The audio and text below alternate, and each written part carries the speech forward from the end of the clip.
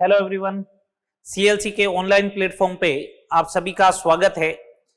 आज अपन atomic structure के सेकंड लेक्चर में बात करने वाले हैं कैथोड रेज से रिलेटेड इंपॉर्टेंस बात, फिर anode rays, discovery of neutron, representation of element, counting of fundamental particles and some important definitions, इनकी बात करने वाले।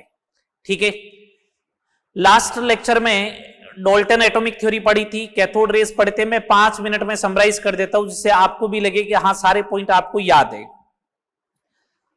डाल्टन एटॉमिक थ्योरी के अकॉर्डिंग फर्स्ट पॉइंट था atom is the smallest particle of the atom is the smallest particle of the element which participate in a chemical reaction and remains as indivisible, but in current scenario atom further divided into subatomic particle means electron, proton and neutron. Second number point, atoms of same element are identical in mass and size, but in case of isotope atoms of same element are different, या atoms of same elements having different atomic mass. Third number point, atom of different element are different in size and mass, but in case of isobar atoms of different element having same atomic mass. Fourth number, atom cannot be created or destroyed, it is valid only for chemical reaction, not for nuclear reaction. And last point, atoms of different element, two or more atoms of different element combine in the simple ratio to form a compound. ये बात हुई थी Dalton atomic theory. Cathode rays, under high voltage and low pressure gas in the discharge tube is ionized and stream of the particles move from cathode to anode, these are known as cathode rays. First characteristics, straight line में travel करेगी with high velocity. Second number, mechanical effect produce करेगी.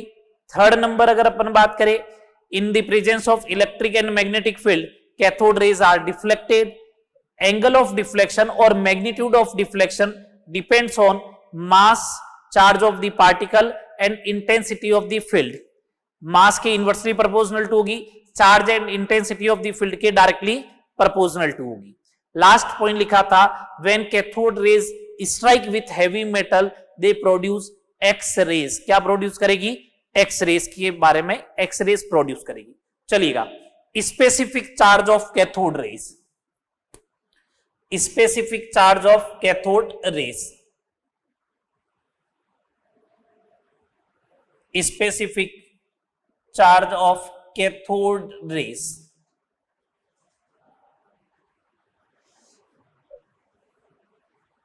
आज आगे बात करते हैं specific charge of cathode raise. क्या है कैथोड रेज, क्या होता है इसका स्पेसिफिक चार्ज, इनके बारे में बात करेंगे. सबसे पहले अपन बात करते हैं स्पेसिफिक चार्ज का मतलब क्या होता है. चार्ज तो अपन को वाले आइडिया है, बट स्पेसिफिक चार्ज क्या होता है उसके बारे में देखते हैं. स्पेसिफिक चार्ज जो होता है, जब भी वर्ड स्पेसिफिक लिखा हुआ है अपॉन में मास कर दीजिएगा, मींस चार्ज अपॉन क्या करोगे? मास.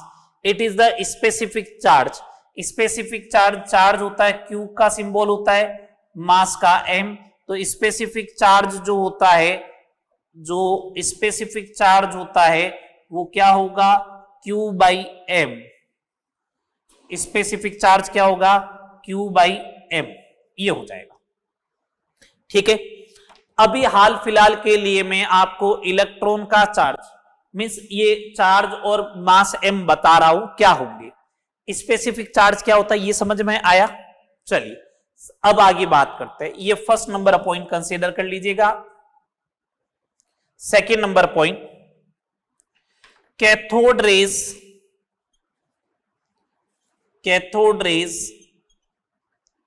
consist negatively charged particle. Cathode rays consist negatively charged particle negatively charged particles which are known as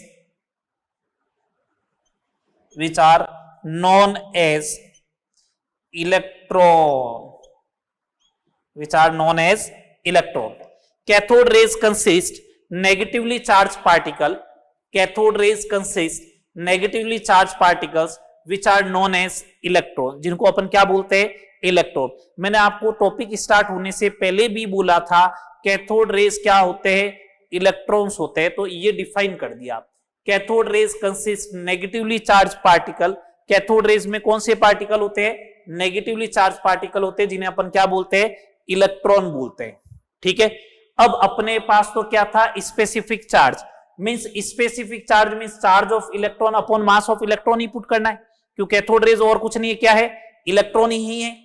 तो देखिएगा, हाल फिलहाल के लिए आपको एक बार के लिए याद रखिएगा, मास ऑफ इलेक्ट्रॉन क्या होता है, 9.1 इंटू 10⁻⁻31 kg. ओके.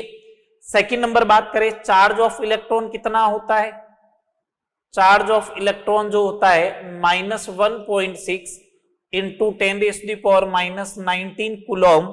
कुलॉम का सी सिंबल होता है. ठीक है. ये दोनों पार्ट आ गए, इसको मैं यहां पे पुट कर देता हूं.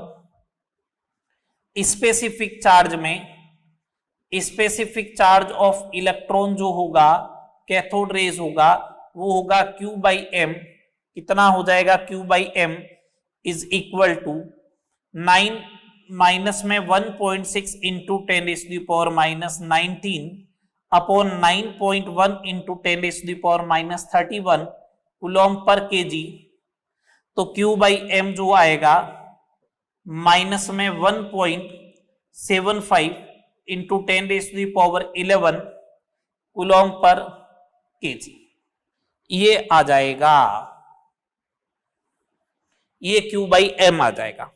ये इलेक्ट्रॉन का कैथोड रेस का क्या है, Q/m है. मींस स्पेसिफिक चार्ज क्या है. तो सबसे पहले मैंने आपको बताया किसी के लिए भी स्पेसिफिक चार्ज, मैं कैथोड रेस का बात नहीं कर रहा हूं, मैं तो ये कह रहा हूं किसी के लिए भी स्पेसिफिक चार्ज पूछे तो स्पेसिफिक चार्ज ये होता है.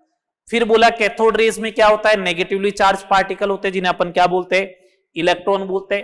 एंड थर्ड नंबर, इलेक्ट्रॉन का मास एंड चार्ज एक बार के लिए अभी आपको याद रखना है, ये आ जाएगा Q/m.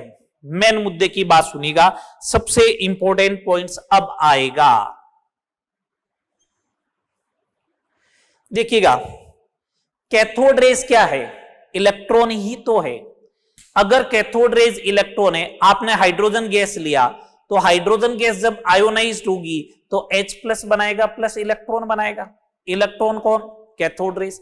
अगर आपने हीलियम गैस ली तो मान लीजिएगा He+1 बन रहा है या He+2 बन रहा है, साथ में इलेक्ट्रॉन आएगा. इलेक्ट्रॉन क्या होगा, कैथोड रेज ही तो होगा. इसका मतलब ये हो गया कैथोड रेज हमेशा इलेक्ट्रॉन होगा. तो इलेक्ट्रॉन का मास फिक्स है, चार्ज फिक्स है, तो उसका स्पेसिफिक चार्ज भी तो फिक्स होगा.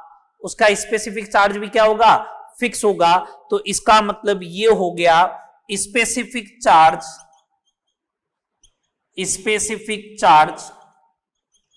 Q/m of cathode rays does not depend या do not depend on the nature of gas taken in discharge tube. जो डिस्चार्ज ट्यूब में आपने गैस ले रखी है, उस गैस के नेचर के ऊपर डिपेंड नहीं करेगा. क्या डिपेंड नहीं करेगा, स्पेसिफिक चार्ज Q/m, क्योंकि ये इलेक्ट्रॉन का चार्ज फिक्स है, मास फिक्स है. कैथोड रेज ओनली फॉर क्या होती है, इलेक्ट्रॉन होती है. ये चारों पॉइंट आपको समझ में आगे, बोलो, चले आगे. ये कैथोड रेज के बारे में स्पेसिफिक चार्ज भी हो गया. अब मैं नेक्स्ट बात करने वाला हूं चार्ज ऑफ इलेक्ट्रॉन. किसके बारे में बात करने वाला हूं, चार्ज ऑफ इलेक्ट्रॉन.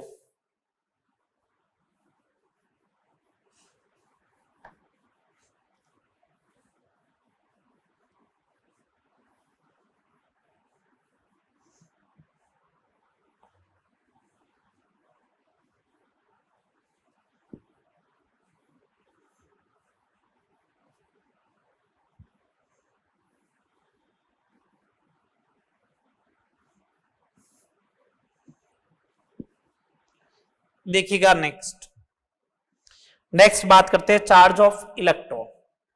पूरा एक्सपेरिमेंट है बट अपन को ध्यान नहीं रखना है, अपने तो उतना ही ध्यान रखना है जिससे अपना एग्जाम में काम हो जाए।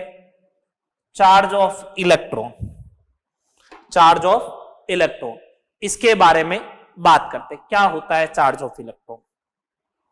मिलिकन नाम का साइंटिस्ट था, उसने एक ऑयल ड्रॉप एक्सपेरिमेंट किया। क्या होता है ऑयल ड्रॉप एक्सपेरिमेंट वगैरह कुछ भी ध्यान नहीं रखना है, डिटेल स्टडी आपने फिजिक्स में करते हो, ठीक है। मैं नाम नहीं लेना चाह रहा हूं, फिजिक्स में करेंगे या कैसे है, जो भी है XYZ, अपन को तो इतना ध्यान रखना है। मिलिकन ऑयल ड्रॉप एक्सपेरिमेंट हुआ, उसमें मिलिकन साइंटिस्ट ने चार्ज ऑफ इलेक्ट्रॉन क्या किया, आइडेंटिफाई किया, ठीक है। अपने काम का यही है, मैं पॉइंट फॉर्मेट में लिख देता हूं। According to Millikan oil drop experiment, according to Millikan oil drop experiment, according to Millikan oil drop experiment, the charge on oil droplet, the charge on oil droplet is integer of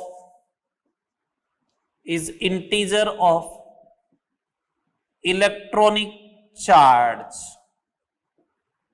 Millikan ने यह बोला कि किसी भी oil drop पे, Millikan ने यह बोला किसी भी ऑयल ड्रॉप पे जो चार्ज आएगा वो किसके इक्वल आएगा, वो आएगा किसके equal, integer of electronic charge. किसके आएगा, इंटीजर ऑफ इलेक्ट्रॉनिक चार्ज। जैसे सपोज करो चार्ज जैसे आ रहा है, 2 आ रहा है, 4 आ रहा है, 6 आ रहा है, 8 आ रहा है, 10 आ रहा है, इसका मतलब 2 का ही तो इंटीजर चल रहा है, इसका मतलब 2 को क्या कंसीडर किया जाए, इलेक्ट्रॉनिक चार्ज कंसीडर किया जाए। तो मिलिकन ऑयल ड्रॉप एक्सपेरिमेंट में यह बोला गया कि मिलिकन ऑयल ड्रॉपलेट पे जो चार्ज होगा वो किसका इंटीजर होगा, इलेक्ट्रॉनिक चार्ज का। अगर ऐसा है तो मैं इसको ऐसा लिख दूं कि Q is equal to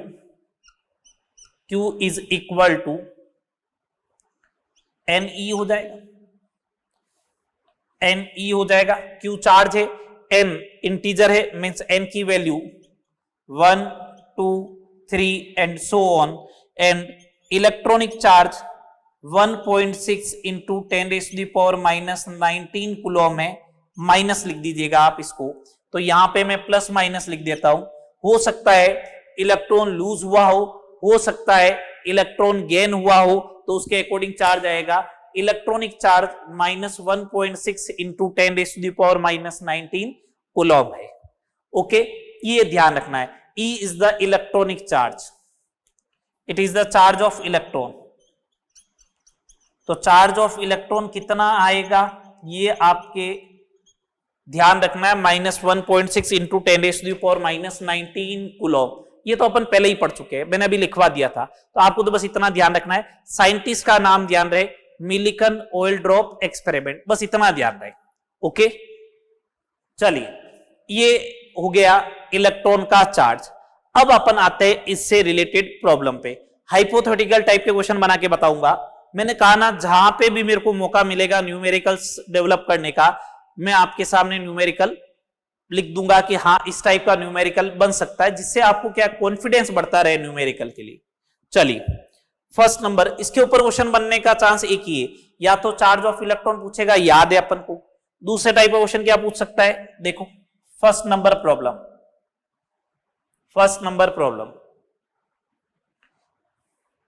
In oil drop experiment,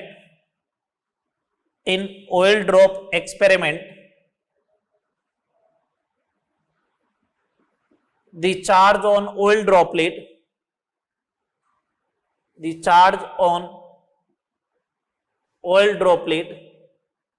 is -6.4 into 10⁻⁻19 coulomb. How many electrons are associated with how many electrons are associated with oil droplet, कितने इलेक्ट्रॉन एसोसिएटेड होंगे उस ऑयल ड्रॉपलेट के साथ। ठीक है, चलिए देखते हैं कैसे क्या करना है। मैंने आपको बोला कि ऑयल ड्रॉपलेट के ऊपर इतना है चार्ज है, तो Q इज इक्वल टू होता है प्लस माइनस एन ई, ये लीजिएगा, ठीक है, plus minus N E minus 6.4 into 10⁻⁻19 ये है, तो माइनस ले लीजिएगा n इंटू 1 इलेक्ट्रॉन का चार्ज इतना है, means n is equal to कितना आ जाएगा 4। कितने इलेक्ट्रॉन का चार्ज है उसके साथ, 4 इलेक्ट्रॉन एसोसिएटेड होंगे, मीन्स उसने 4 इलेक्ट्रॉन गेन किए होंगे। हो सकता है 4 इलेक्ट्रॉन लूज करे, तो 4 इलेक्ट्रॉन लूज करता तो प्लस आ जाता, तो यहां पे भी मैं साइन के साथ ले लेता प्लस, तो n इज इक्वल टू कितना आ जाएगा 4 आ जाएगा। ठीक है, चले आगे सेकंड नंबर प्रॉब्लम पे बात करते हैं। सेकंड नंबर प्रॉब्लम पे बात करते हैं। ये कैथोड रेस की बात तो अपनी कंप्लीट हुई है ना, एक इसका प्रॉब्लम करवा देते फिर एनोड रेस पे आते हैं।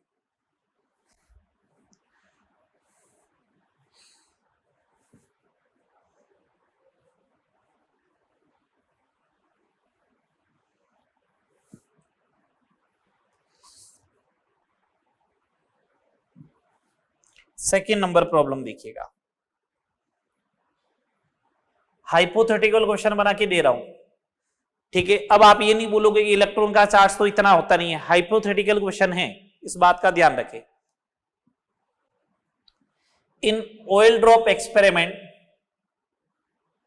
इन ऑयल ड्रॉप एक्सपेरिमेंट,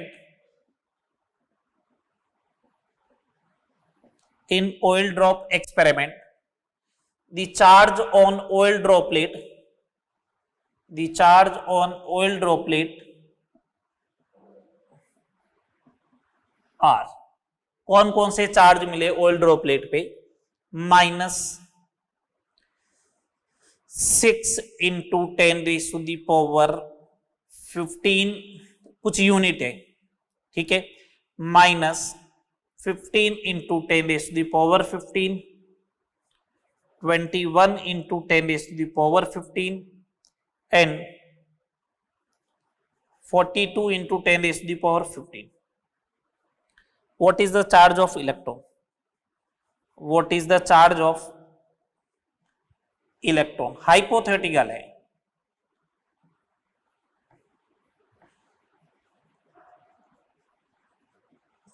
ये आपसे क्वेश्चन पूछा गया, what is the charge of electron, ये आपसे क्वेश्चन पूछा जा रहा है। सुनो बात को, लॉजिकल बात क्या, कंसेप्चुअल के बात क्या वो समझना। आप कोई 4 स्टूडेंट मेरे सामने खड़े हो, मैंने एक जने को मैं बोला मैं आपको कुछ रुपए देने वाला हूं, बेसिकली दूंगा नहीं वैसे, ठीक है ना, आपसे लेनी है उल्टी फीस। तो सुनो, अगर मैं आपको कहता हूं कि मैं आपको कुछ रुपए देने वाला हूं, मैंने आपको कुछ रुपए दिए और फिर मैंने करेंसी मेरे पास एक ही है, ऐसे नहीं कि मेरे पास अलग अलग करेंसी है, 1 रुपया भी है, 2 रुपए भी है, 5 रुपए भी है, 10 रुपए भी, ना, मेरे पास करेंसी एक ही है, ठीक है, कोई भी, चाहे 2 रुपए की करेंसी हो, चाहे 5 की हो, चाहे 10 की हो, चाहे 50 रुपए की हो, करेंसी एक ही है। मैंने बोला कि मैंने 4 जनों को रुपए दिए और रुपए इस टाइप से डिस्ट्रीब्यूट हुए, एक के पास 4 रुपए आ गए, एक के पास 10 रुपए आए, एक के पास 20 रुपए आए, और एक के पास जो है वो 26 रुपीज गए। 4, 10, 24, 10, 20 एंड 26 ये रुपए गए। मैंने आपसे ये पूछ रहा हूं, मैंने कौन सी करेंसी में आपको पैसे दिए, ठीक है। अब आप बोलो 4 दिए, 10 भी दिए, 20 भी आए, 26 भी आए, तो 2 रुपए की करेंसी के 2 सिक्के उसको दिए होंगे, 2 रुपए की करेंसी के 5 कॉइन अगले को दिए होंगे, तो 10 हो गए हुए। 2 रुपए की करेंसी के 10 कॉइन उसको दिए होंगे तो 20 आ गए होंगे। 2 रुपए की करेंसी के 13 कॉइन उधर दिए होंगे तो 26 आ गए होंगे। इसका मतलब करेंसी की वैल्यू 2 थी।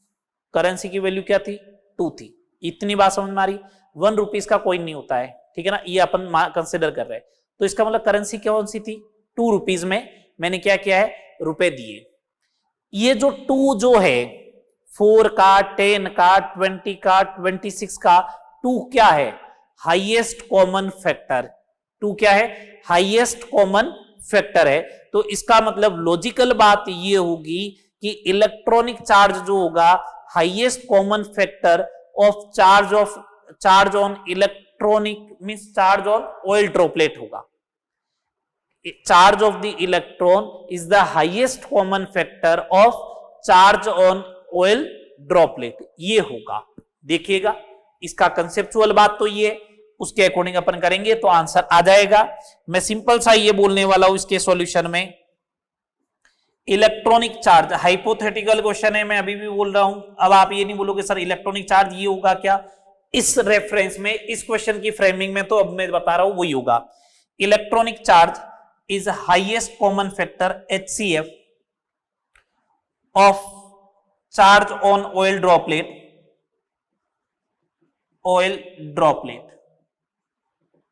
हाईएस्ट कॉमन फैक्टर देखे 10⁻15 तो सब में आएगा, तो सब में आएगा। इसका मतलब क्या होगा, चार्ज ऑफ इलेक्ट्रॉन की अगर अपन बात करें तो वो किसके इक्वल हो जाएगा, 10⁻15 तो सब में आएगा, मल्टीप्लाई बाय 6, 15, 21, 42 का हाईएस्ट कॉमन फैक्टर इज 3। देखो यहां 2 इलेक्ट्रॉन का चार्ज है, यहां पे 5 का है, यहां पे 7 का है, यहां पे 14 का है। इसका मतलब charge of electron is -3 into 10⁻15 unit. Charge of electron is equal to -3 into 10⁻15 unit हो जाएगा। Charge of the electron is equal to -3 into 10⁻15 unit हो जाएगा। समझ में आ गई बात आपको? बोलो। ये होता है हाइपोथेटिकल क्वेश्चन में charge of the electron identify करना, हाईएस्ट कॉमन फैक्टर लेना है, वही क्या होगा, चार्ज ऑफ इलेक्ट्रॉन हो जाएगा। आगे बात करें, बोलो। चले आगे चलेगा। नेक्स्ट बात करते हैं अब anode rays and discovery of neutron पे आते हैं। एनोड रेस से किसकी डिस्कवरी होगी, प्रोटॉन की।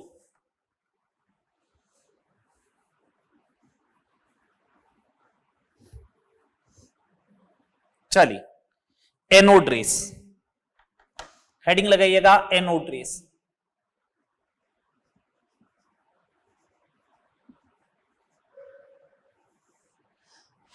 जो कैथोड रेस का एक्सपेरिमेंट था वो सेम का सेम यहां पे परफॉर्म करवाना है, उसी से क्या आएगा, एनोड रेस आ जाएगा।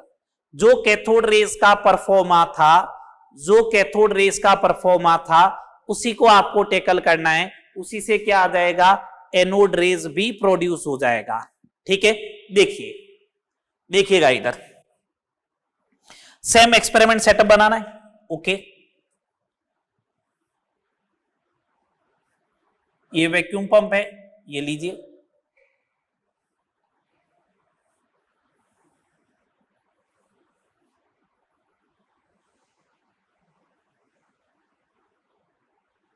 ये लीजिए। इस बार एनोड रेस की स्टडी करनी है तो परफोरेटेड क्या बनाना पड़ेगा आपको, कैथोड बनाना पड़ेगा।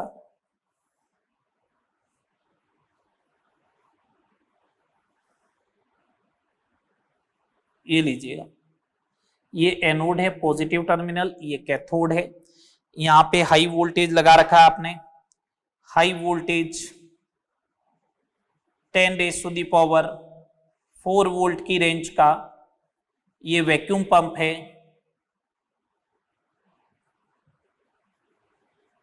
ठीक है, ये जो है वो परफोरेटेड कैथोड है। यहां पे फ्लोरोसेंट मटेरियल की कोटिंग कर रखी है, सेम का सेम हो जाएगा, सेम एक्सपेरिमेंट सेटअप। यहां पे अब कोई गैस जो होगी वो डिस्चार्ज होगी, X+ बनाएगा, प्लस इलेक्ट्रॉन बनाएगा। ये X+ जो होगा वो ऐसे मूवमेंट करेगा, एनोड से मूवमेंट करता हुआ दिखाई दे रहा है, इसलिए इसका नाम क्या है, एनोड रेस है। ये किधर से मूवमेंट करता हुआ दिखाई दे रहा है, एनोड से, इसलिए इसका नाम क्या होगा, एनोड रेस हो जाएगा। क्या नाम हो जाएगा, एनोड रेस। तो सेम वही बात, under high voltage under high voltage and low pressure, under high voltage and low pressure, gas in the discharge tube is ionized. The stream of particles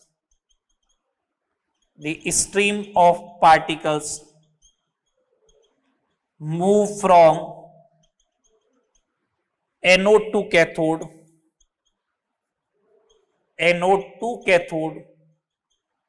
are known as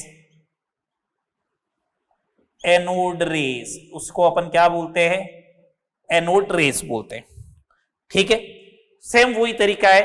पहले focus अपना cathode rays पे था तो perforated इधर बनाया, सब इधर ही observation देख रहे थे. कुछ साइंटिस्ट ने बोला ऐसा नहीं है, गोल्डस्टीन वगैरह आए, उसने बोला ऐसा नहीं है, अगर नेगेटिव चार्ज पार्टिकल आया ना तो 100% पीछे पॉजिटिव भी छोड़ के आया होगा. तो उन्होंने क्या फटाफट बनाया, इधर परफोरेटेड कैथोड, और ऑब्जर्वेशन देखना स्टार्ट किया और मालूम चला कि हाँ ऐसा होता है. ठीक है, एनोड रेस की प्रॉपर्टी सारी वही रहेगी जो कैथोड रेस. स्ट्रेट लाइन में ट्रेवल करेगा. Second number, mechanical effect produce करेगा. थर्ड नंबर, डिफ्लेक्टेड होगा in the presence of electric and magnetic field. लिखना नहीं, प्रॉपर्टी सेम है इसलिए. डिफ्लेक्टेड होगा in the presence of electric and magnetic field. But be careful, electric field में anode rays positively charge particle आने वाला है, पॉजिटिव चार्ज पार्टिकल आने वाला है. तो ध्यान रहे, इलेक्ट्रिक फील्ड में नेगेटिव प्लेट की तरफ डिफ्लेक्टेड होगा. कैथोड रेज जो थी वो पॉजिटिव प्लेट की तरफ डिफ्लेक्टेड हो रही थी, एनोड रेज होगा वो नेगेटिवली चार्ज प्लेट की तरफ डिफ्लेक्टेड होगी.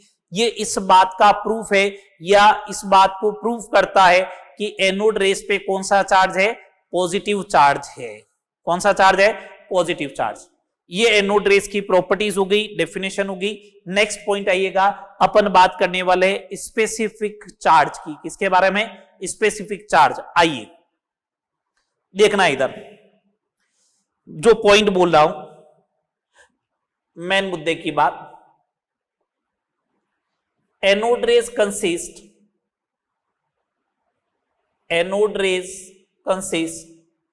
positively charged particle,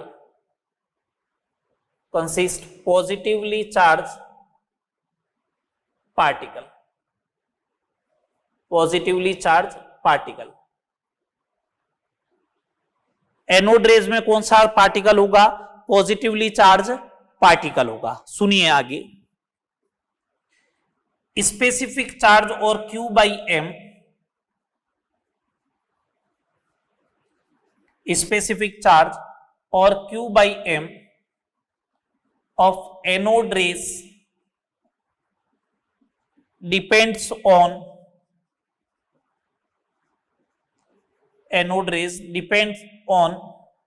nature of the gas in discharge tube.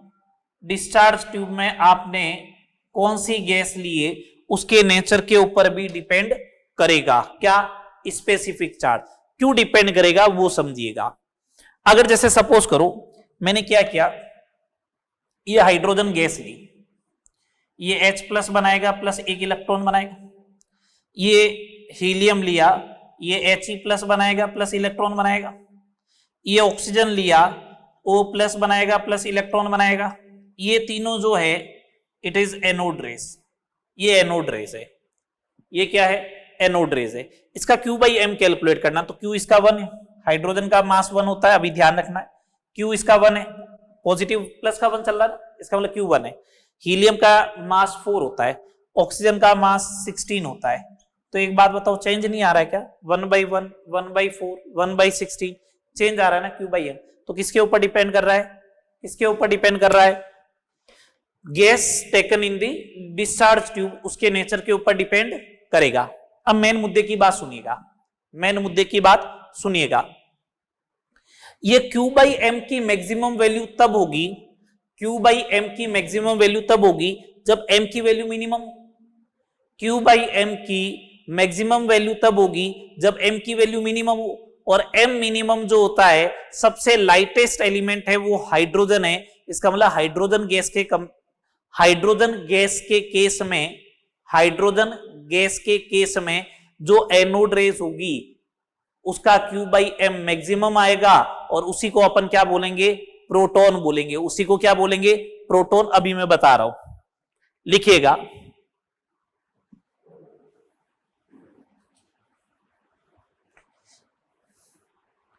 देखिए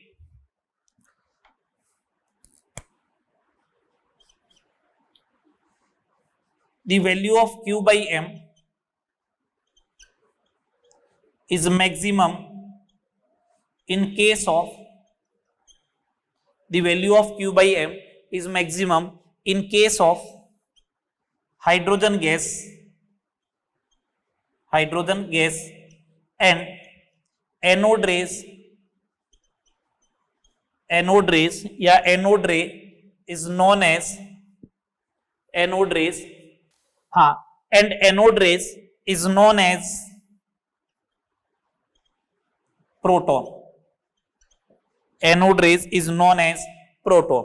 The value of Q/m is maximum in case of hydrogen gas and anode rays is known as proton. Proton कब कहलाएगा, main मुद्दे की बात सुने। Proton तभी कहलाएगा जब हाइड्रोजन गैस हो। तो मैंने बोल दिया Q/m की मैक्सिमम वैल्यू कब होगी, जब हाइड्रोजन गैस होगा। अभी आपको प्रूव करके बता दिया कि Q/m की मैक्सिमम वैल्यू तभी आएगी जब m की वैल्यू मिनिमम हो, ठीक है। और उस केस में एनोड रेस को क्या बोलेंगे अपन, प्रोटॉन बोलेंगे। उस केस में क्या बोलेंगे, प्रोटॉन। क्यों बोलते हैं प्रोटॉन, वो समझ लीजिएगा बात को। इधर बात समझिएगा, आपको कुछ भी आइडिया नहीं, मैं सब आइडिया आपको देता जा रहा हूं। मैंने बोला ना, मैं ये मान के पढ़ाऊंगा कि आपको कुछ भी नहीं आता है। सुने, हाइड्रोजन में एक प्रोटॉन होता है और एक इलेक्ट्रॉन होता है, न्यूट्रॉन होता ही नहीं है। ये आगे सब भी मालूम चल जाएगा, रिप्रेजेंटेशन ऑफ एलिमेंट करते ही आपको धड़ल्ले से मालूम चल जाएगा। हाइड्रोजन में 1 प्रोटॉन होता है, 1 इलेक्ट्रॉन होता है, ओके। आपने कहा H+ है, पॉजिटिव चार्ज तो तभी आएगा भैया जब इलेक्ट्रॉन रिमूव हो गया हो। इलेक्ट्रॉन रिमूव हो गया हो तो अब क्या बनेगा, 1 प्रोटॉन। क्या बचेगा, 1 प्रोटॉन। आपने बोला कि एनोड रेज H+ है, ये रहा H+। इस H+ में ओनली 4 क्या है, प्रोटॉन है। तभी तो मैंने बोला जब हाइड्रोजन गैस होगी तो हाइड्रोजन गैस के केस में एनोड रेस को अपन क्या बोलेंगे, प्रोटॉन बोलेंगे। क्या बोलेंगे, प्रोटॉन बोले जाएगा। सही, चले आगे। तो ये the value of Q/m is maximum in case of hydrogen gas and anode rays is known as proton. ये आ गया, प्रोटॉन की डिस्कवरी हो गई। सॉरी,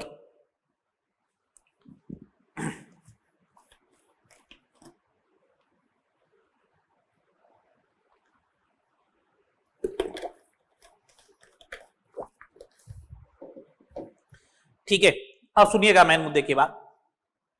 तो एनोड रेस से डिस्कवरी किसकी हो गई, प्रोटॉन। प्रोटॉन कब होगा, जब हाइड्रोजन गैस होगा। एनोड रेस कब होगी, प्रोटॉन है तो भी एनोड रेस है, O+ है तो भी एनोड रेस है। सारी एनोड रेस जो होती है वो प्रोटॉन नहीं होती है, but proton is anode rays. समझ में आ गई बात आपको, कंसेप्ट क्लियर एनोड रेस का। चलिएगा नेक्स्ट बात करते हैं, डिस्कवरी ऑफ न्यूट्रॉन। किसके बारे में बात करते हैं, discovery of neutron. James Chadwick ने की थी। एक सिंपल सी इक्वेशन लिखनी है अपन को, ध्यान रखनी है कि कैसे हुई थी डिस्कवरी ऑफ न्यूट्रॉन। और उसे एक कंसेप्ट तो मैं बता दूंगा कि न्यूक्लियर रिएक्शन को कैसे डील करते हैं।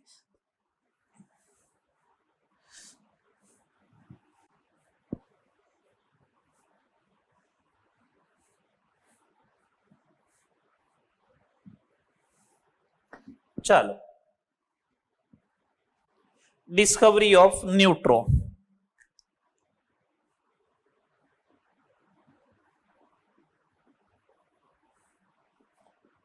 Discovery of neutron.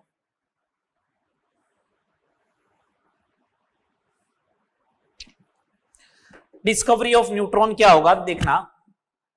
James Chadwick ने की थी, उसने एक इक्वेशन लिखी उसके थ्रू। ये तो 1934 के आसपास की बात है, जेम्स चैडविक ने जब न्यूट्रॉन की डिस्कवरी की। कुछ नहीं करना है, इसने बेरिलियम 49 लिया,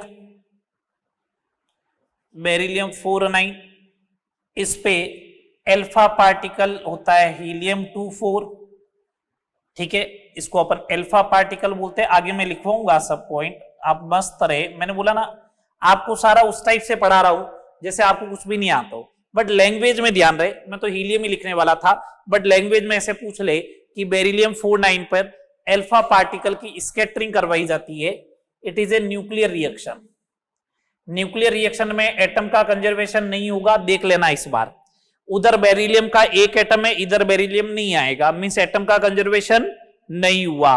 और आपको लास्ट लेक्चर में लिखाया था कि atoms can not be created और डिस्ट्रॉय।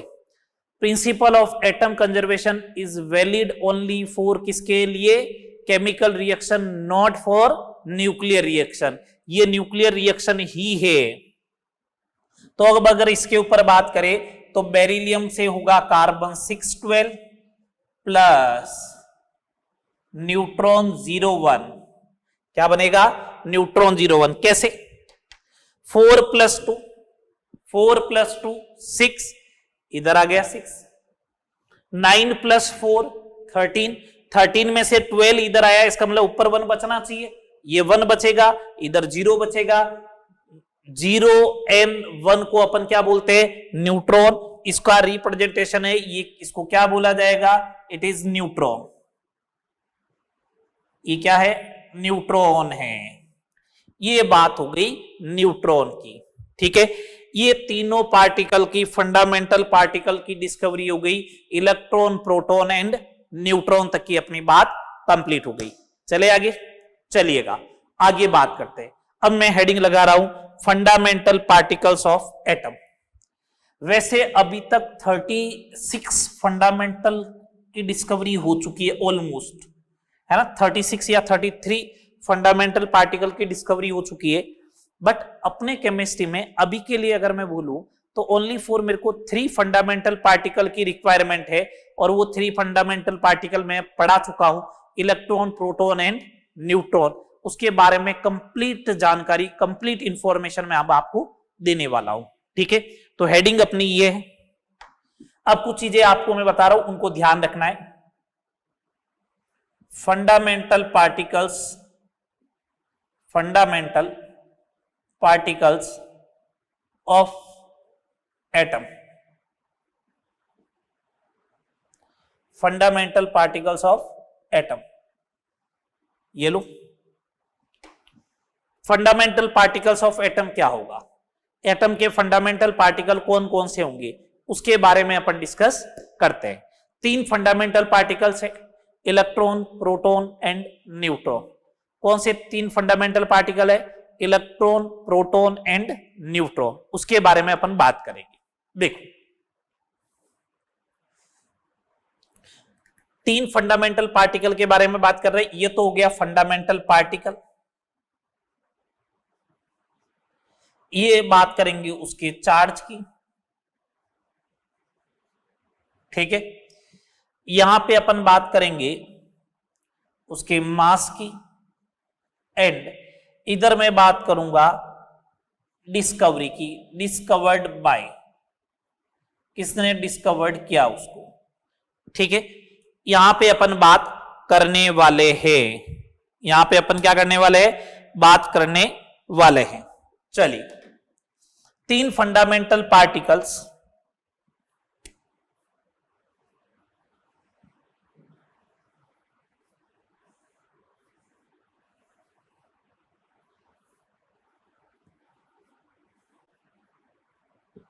ये लीजिए।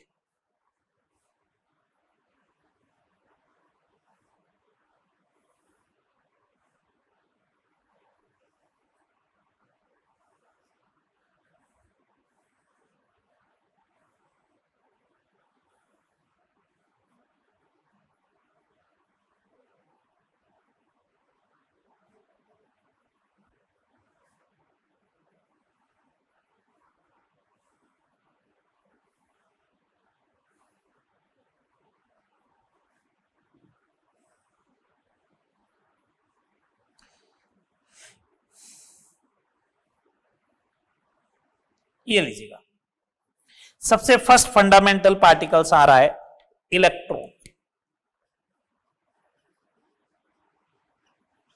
सिंबल इसका E माइनस, कभी कभार ऐसे भी लिखते हैं, इसका कभी कभार सिंबल ऐसा भी लिखा जाता है,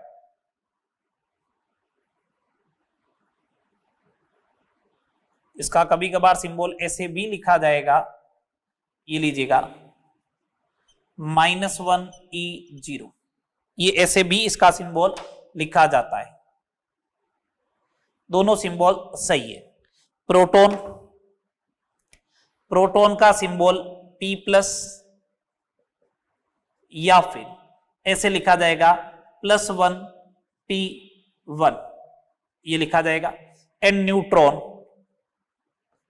न्यूट्रॉन का वैसे सिंबल जो होगा वो N0 बोलेंगे अपन, या अभी मैंने लिखा था 0N and 1, ये लिखा जाएगा। ये सिंबल है इलेक्ट्रॉन, प्रोटॉन एंड न्यूट्रॉन के। चार्ज की बात करते हैं, ये देखो -1, ये चार्ज को रिप्रेजेंट कर रहा है, -1 बोले मींस -1.6 इंटू 10⁻⁻19 कूलम, या फिर मैं बोल रहा हूं -1, ये जो -1 लिखा हुआ है, ये -1 क्या होता है मैं अभी आपको एक्सप्लेन करने वाला हूं। प्रोटॉन का चार्ज मैंने कहा इधर -1 इधर +1 है, इसका मतलब वैल्यू है तो इक्वल है, बट साइन अपोजिट है, ये लो, और ये है चार्ज 0, चार्ज कितना है 0। ओके, अब यहां पे -1 +1 क्यों आया है उसकी बात साइड में कर लेता हूं, आपको भी नोट करना है बाद में। रिलेटिव चार्ज, रिलेटिव चार्ज एक तो होता है एब्सोल्यूट चार्ज, जो है वो ठीक है, एक रिलेटिव का मतलब किसी के रेस्पेक्ट में बात करनी, रिलेटिव का मतलब क्या, किसी के रेस्पेक्ट में आप बात कर रहे हो, उसे बोलेंगे अपन रिलेटिव चार्ज। जैसे सपोज करो मेरी हाइट जो है वो 4 फीट है, मान ले एक बार के लिए, किसी की हाइट 2 फीट है, तो 2 फीट के कंपैरेटिव में मेरी हाइट जो है वो डबल है ना, तो इसका मतलब ये थोड़ी ना मेरी हाइट 2 है ना, मैं ऐसा बोल रहा हूं उस 2 वाले के कंपैरिजन में मेरी हाइट 2 है, 1 वाले के कंपैरिजन में मेरी हाइट 4 हो जाएगी। रिलेटिव वैल्यू हमेशा चेंज होती है, यहां पे रिलेटिव चार्ज है, रिलेटिव चार्ज का मतलब हुआ किसी अदर के रेस्पेक्ट में charge, it is the charge with respect to, it is the charge with respect to proton, it is the charge with respect to proton. तो रिलेटिव चार्ज की अगर अपन बात करें तो relative charge is equal to charge of particle upon charge of proton, ये लो, ये रिलेटिव चार्ज का फॉर्मूला हो गया। अब अगर आपको एग्जांपल ले और इलेक्ट्रॉन का रिलेटिव चार्ज कैलकुलेट करना, just example, relative charge of electron की अगर आपको बात करनी है तो कैसे करोगे रिलेटिव चार्ज ऑफ इलेक्ट्रॉन की बात? रिलेटिव चार्ज ऑफ इलेक्ट्रॉन की बात आप ऐसे करोगे कि रिलेटिव चार्ज जो होगा it is the charge of electron upon charge of proton, ये लीजिएगा, ये रिलेटिव चार्ज हो जाएगा। ये क्या होगा, charge of electron is -1.6 into 10⁻⁻19 और ये प्लस, तो कितना बचेगा माइनस का 1, ये रिलेटिव चार्ज आया, ये तो लिखा मैंने रिलेटिव चार्ज। ठीक है, बात आते हैं मास पे, 9.1 इंटू 10⁻31 kg हो जाएगा, ये लीजिए। ठीक है, ये है 1.672 इंटू 10⁻27 kg और ये है 1.675 इंटू 10⁻27 kg। प्रोटॉन और न्यूट्रॉन का मास ऑलमोस्ट सेम है, बट प्रोटॉन का मास न्यूट्रॉन से थोड़ा सा कम है, या न्यूट्रॉन का मास जो है वो प्रोटॉन से थोड़ा सा ज्यादा है, बस ये बोल सकते हो। ठीक है, सुने आगे बात को। डिस्कवर्ड बाय इलेक्ट्रॉन की डिस्कवरी जे थॉम्सन, ये लीजिएगा, गोल्डस्टीन प्रोटॉन की एंड जेम्स चैडविक, ये डिस्कवर्ड बाई हो जाएगा। मास डिस्कवर्ड बाई चार्ज पार्टिकल, ये बात सारी हो गई फंडामेंटल पार्टिकल्स की। एक बात सुनिएगा, आगे अपन मूल कंसेप्ट वगैरह पढ़ेंगे, उस समय एक यूनिट आने वाली है 1 AMU। क्या यूनिट आने वाली है? 1 AMU। अगर इसको 1 AMU कंसीडर करें तो ये भी अप्रोक्सीमेट 1 AMU ही है, और ये अप्रोक्सीमेट 1/1837 AMU हो जाएगा।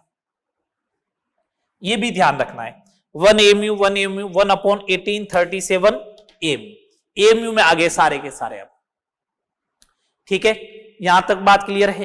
बोलो ओके है। चले आगे। आपसे ये पूछा जा सकता है, प्रोटॉन का मास 1 AMU होता है, न्यूट्रॉन का मास 1 AMU हो सकता है। आपसे सीधा पूछे इलेक्ट्रॉन का मास प्रोटॉन के कंपैरेटिव में कितना टाइम्स है, तो मैं सीधा बोलूंगा 1/1837 टाइम्स है, 1/1837 टाइम्स है। ओके, चले आगे। चलेगा। एक बात यहां पे मैं और लिख देता हूं, ऑर्डर ऑफ मास जो आएगा, ऑर्डर ऑफ मास जो आएगा वो ये आएगा, न्यूट्रॉन का मास सबसे ज्यादा मींस हैवी है इन तीनों में से, उसके बाद प्रोटॉन एंड देन इलेक्ट्रॉन, आ जाएगा। ठीक है, चलिए कुछ फंडामेंटल पार्टिकल्स और है जो आपके मॉड्यूल वगैरह में दे रखे, उनको भी देख लेते हैं अपन। ठीक है, क्योंकि आपके क्वेश्चंस बनेंगे उससे रिलेटेड, इसलिए आपको आइडिया रहना चाहिए। एग्जाम पॉइंट ऑफ व्यू से मैं बोलूंगा ज्यादा इंपॉर्टेंट नहीं है, बट मॉड्यूल में दे रखा है और उससे रिलेटेड क्वेश्चन दे रखे तो आपको आने चाहिए। तो मेरी ड्यूटी ये बनती है कि आपको बता दिया जाए, जिससे आपको ये नहीं लगे कि किसी क्वेश्चन में आप अटक रहे। ओके, रिलेटिव चार्ज का कंसेप्ट क्लियर हो गया, स्पेसिफिक चार्ज का कंसेप्ट क्लियर हो गया, और एब्सोल्यूट चार्ज तो जो चार्ज है वो है ही है। ठीक है, चलिए कुछ फंडामेंटल पार्टिकल्स की और बात करता हूं। सिर्फ चार्ज और मास ध्यान रखना, उनका और कुछ नहीं ध्यान रखना है। पॉजिट्रॉन सबसे पहला कौन सा? Positron. It is anti particle of electron, anti particle of electron. First number point, it is anti particle of electron. अब एंटी पार्टिकल ऑफ इलेक्ट्रॉन का मतलब क्या होगा कि इलेक्ट्रॉन का चार्ज माइनस होता है तो इसका प्लस हो जाएगा, तो इसका चार्ज जो है वो हो जाएगा प्लस का ई, इलेक्ट्रॉन का चार्ज होता है माइनस का ई, और इसका मास जो होगा वो होगा मास ऑफ इलेक्ट्रॉन के, और इसका सिंबल जो होगा, इसको रिप्रेजेंटेशन जो होगा, सिंबल जो होगा इसका वो हो जाएगा +1E0। ये इसका सिंबल है पॉजिट्रॉन का। Anti particle of electron, charge इतना रहेगा, मास रहेगा, सिंबल ये रहेगा। ठीक है, चलिए पॉजिट्रॉन के बाद में अपन बात करते हैं एंटी प्रोटॉन। Anti proton